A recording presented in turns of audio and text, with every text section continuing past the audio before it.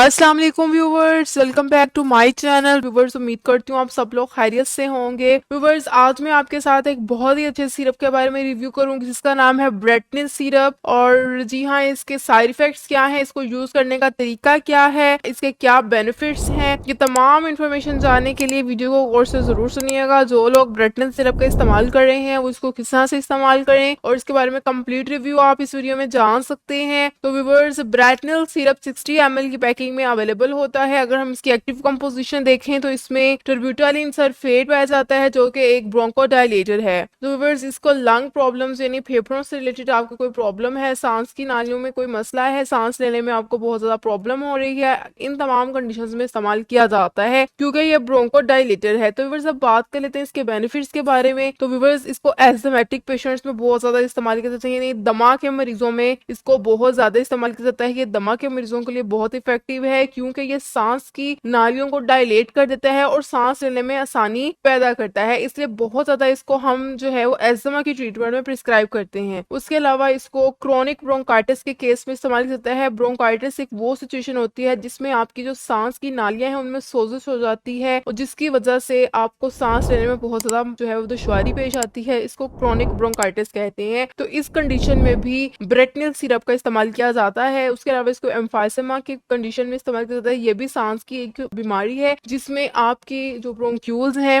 वो बहुत ज्यादा कॉन्ट्रैक्ट कर जाती हैं, जिसकी वजह से आपको सांस की बहुत से इश्यूज हो सकते हैं। उसके अलावा ये तमाम कंडीशंस आती हैं उसके अंदर क्रोनिक ऑब्स्ट्रक्टिव पल्मोनरी डिजीजेज, यानी ब्रेटनिल सिरप को basically chronic obstructive pulmonary diseases COPD की ट्रीटमेंट में बहुत ज्यादा इस्तेमाल किया जाता है। उसके अलावा इसको कफिंग में भी इस्तेमाल किया जाता है। जब आपको बहुत ज्यादा एक्सेसिव कफिंग हो रही है, आपने बहुत ज्यादा कफ के सिरप इस्तेमाल कर लिए हैं लेकिन आपको कोई असर नहीं हो रहा, तब भी आप इसको इस्तेमाल कर सकते हैं जब आपको बहुत ज्यादा खांसी हो रही हो। ये थे व्यूअर्स के तमाम बेनिफिट्स कि इसको किन कंडीशंस में इस्तेमाल किया जाता है। इसकी वर्किंग के बारे में बात कर लेते हैं। जैसा कि मैंने आपको बताया कि ये ब्रोंकोडायलेटर है, तो ये ब्रोंक्यूल्स यानी जो सांस की नालियां हैं उनके मसल्स को रिलैक्स करता है, उनको डायलेट करता है और इस तरह से सांस लेने में आसानी पैदा करता है। तो व्यूअर्स, अगर हम इसके तरीका इस्तेमाल की बात कर लें तो ये एडल्ट्स में भी इस्तेमाल किया जाता है और इसको बच्चों में भी इस्तेमाल किया जाता है, यानी इसको हर एज के लोग इस्तेमाल कर सकते हैं। पहले मैं आपको अडल्ट्स के लिए इसका डोज बता दूं तो अडल्ट्स में 2 से 3 चाय के चम्मच आपने इस्तेमाल करने होते हैं दिन में। और जो